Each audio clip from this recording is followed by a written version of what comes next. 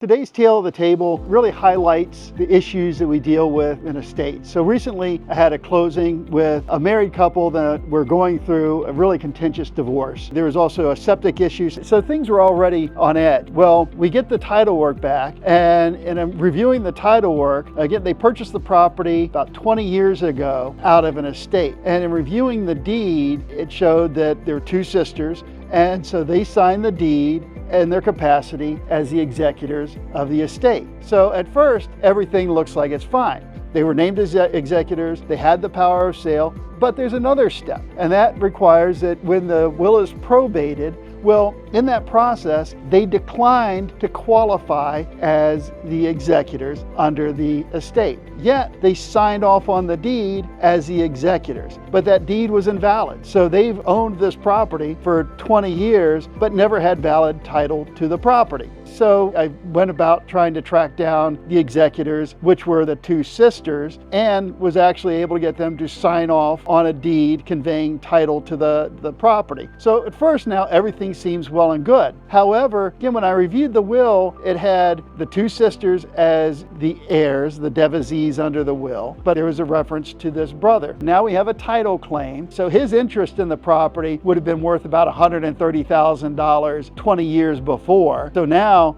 that it would be worth even more.